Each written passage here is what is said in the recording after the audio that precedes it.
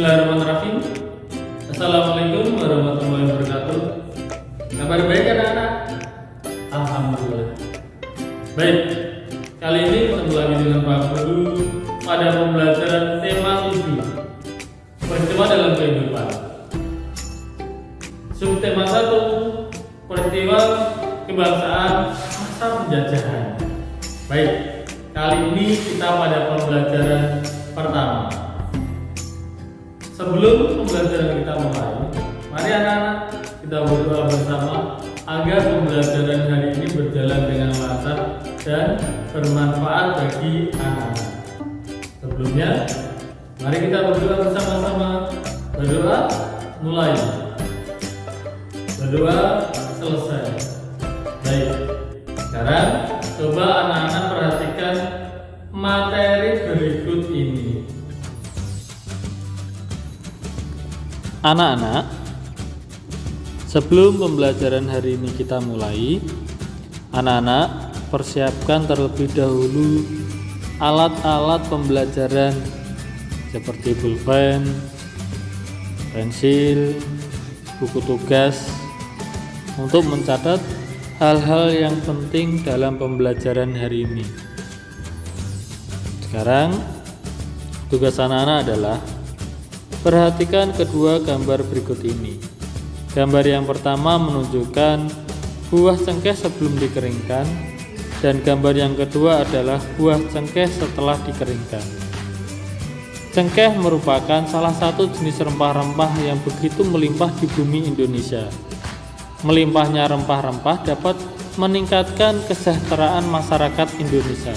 Namun, rempah-rempah yang begitu melimpah juga membuat bangsa-bangsa di Eropa berusaha untuk menguasai perdagangannya. Anak-anak, tahukah kalian mengapa bangsa Eropa berhasrat memonopoli perdagangan rempah-rempah?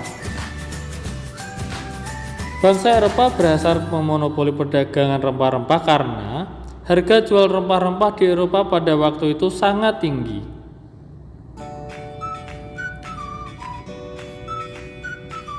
Yang kedua, seberapa tinggikah nilai ekonomis rempah-rempah di mata bangsa-bangsa Eropa? Harga rempah-rempah semahal emas. Masyarakat Eropa sangat membutuhkan rempah-rempah untuk industri obat-obatan. Apa hubungan rempah-rempah dan penjajahan di Indonesia?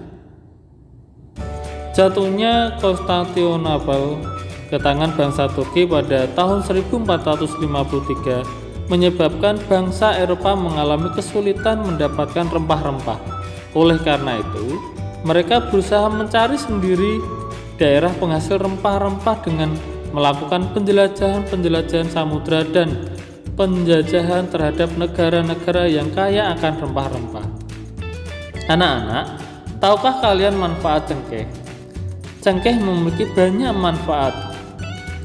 Di antaranya adalah sebagai bumbu masak, cengkeh digunakan dalam bentuk bunga utuh atau dalam bentuk bubuk. Cengkeh juga dimanfaatkan oleh bangsa Cina dan Jepang sebagai dupa. Minyak cengkeh digunakan sebagai aroma terapi dan obat sakit gigi. Pohon cengkeh banyak manfaatnya sehingga menjadikan nilai ekonomis yang tinggi. Oleh karena itulah, cengkeh merupakan salah satu bahan rempah-rempah yang menjadi buruan bangsa-bangsa Eropa. Hal itu memicu terjadinya penjajahan di Indonesia. Anak-anak, pada masa pemerintahan kerajaan-kerajaan Islam di Indonesia, datanglah orang-orang Eropa yang mengadakan pelayaran samudra. Kedatangan orang-orang Eropa di Nusantara mula-mula disambut baik oleh bangsa Indonesia. Namun, ketika orang-orang Eropa itu berusaha menguasai Nusantara, mereka mendapat reaksi keras berupa perlawanan-perlawanan di berbagai daerah.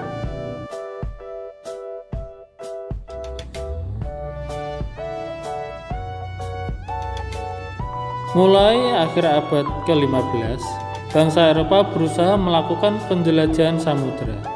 Yang pertama, Portugis pertama kali mendarat di Malaka pada tahun 1511.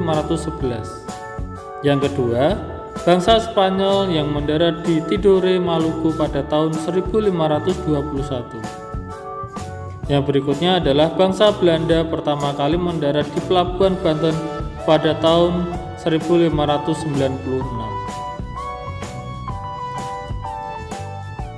Anak-anak, berikut ini adalah faktor-faktor pendorong penjelajahan samudera yang dilakukan oleh bangsa Eropa. Faktor-faktor tersebut adalah: yang pertama, adanya keinginan mencari kekayaan gold. Yang kedua, adanya keinginan menyebar agama gospel. Yang ketiga, adanya keinginan mencari kejayaan glory.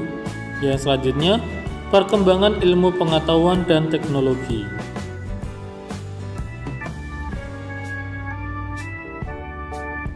Faktor yang pertama adalah adanya keinginan mencari kekayaan atau gold. Kekayaan yang mereka cari terutama adalah rempah-rempah. Sekitar abad 15 di Eropa, harga rempah-rempah sangat mahal. Harga rempah-rempah semahal emas. Rempah-rempah dibutuhkan untuk industri obat-obatan dan bumbu masak. Sedangkan faktor yang kedua adalah adanya keinginan menyebarkan agama atau gospel. Selain mencari kekayaan dan tanah jajahan, bangsa Eropa juga membawa misi khusus. Misi khusus tersebut adalah menyebarkan agama kepada penduduk daerah yang dikuasainya. Tugas mereka ini dianggap sebagai tugas suci yang harus dilaksanakan ke seluruh dunia dan dipelopori oleh bangsa Portugis. Faktor yang berikutnya adalah adanya keinginan mencari kejayaan atau glory. Di Eropa ada suatu anggapan bahwa apabila suatu negara mempunyai banyak tanah jajahan, negara tersebut termasuk negara yang jaya atau glory. Dengan adanya anggapan ini, negara-negara Eropa berlomba-lomba untuk mencari tanah jajahan sebanyak-banyaknya. Faktor yang berikutnya adalah perkembangan ilmu pengetahuan dan teknologi. Perkembangan ilmu pengetahuan dan teknologi pada masa itu sangat berkembang pesat. Contohnya, dikembangkannya teknik pembuatan kapal yang dapat digunakan untuk mengarungi samudera luas. Yang kedua adalah ditemukannya mesiu untuk persenjataan. Dan yang berikutnya adalah ditemukannya kompas.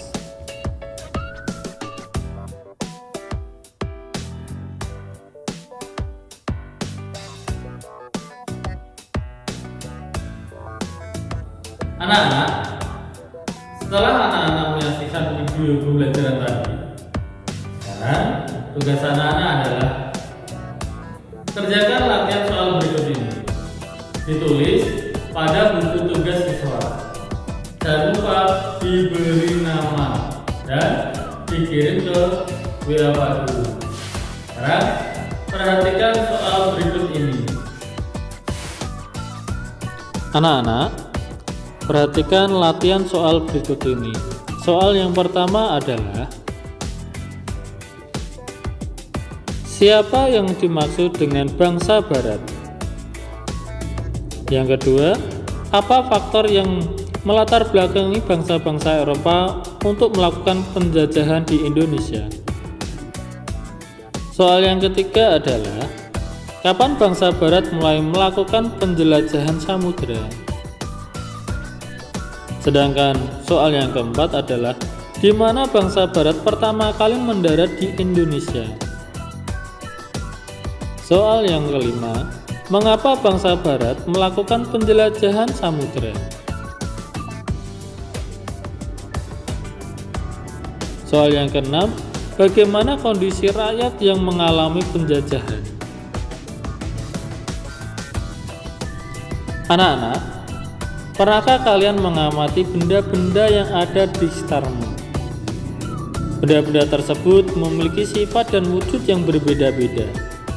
Masih ingatkah kalian wujud-wujud benda dan tahukah kalian cara membedakannya? Salah satu cara mewujudkan benda adalah dengan mengetahui sifat benda tersebut. Sekarang, mari kita pelajari sifat-sifat benda. Sifat-sifat benda yang pertama adalah Sifat-sifat benda di sekitar kita digolongkan menjadi 3, yaitu benda padat, benda cair, dan benda gas. Ketiganya memiliki sifat-sifat yang berbeda. Benda padat. Contoh benda padat yaitu batu, kayu, dan bata. Sifat-sifat benda padat adalah yang pertama, bentuk dan volume tetap. Sifat yang kedua adalah dapat berubah bentuk dengan diberi perlakuan tertentu. Misalnya diberi panas, diberi tekanan tinggi, atau diberi perlakuan fisik seperti menggunting, menekan, melipat, atau menyubek. Sekarang, sifat benda cair adalah contoh benda-benda cair: air, minyak goreng, dan madu. Sedangkan sifat-sifat benda cair adalah bentuk sesuai wadahnya. Yang kedua, volume benda cair tetap. Yang ketiga, mengalir ke tempat yang lebih rendah. Yang keempat, permukaan benda cair yang tenang selalu datar. Dan kelima adalah dapat melarutkan benda. Sifat yang keenam, dapat meresap melalui celah-celah kecil. Yang ketujuh, menekan ke segala arah. Sifat benda-benda gas atau benda gas contohnya adalah udara, asap, dan uap air. Sekarang, sifat-sifat benda gas diantaranya bentuk dan volume tidak tetap. Yang kedua, menempati ruang. Dan ketiga, menekan ke segala arah. Nah, anak-anak, pembelajaran hari ini cukup sampai di sini. Semoga pembelajaran hari ini sangat bermanfaat bagi anak-anak. Ya, wassalamualaikum warahmatullahi wabarakatuh.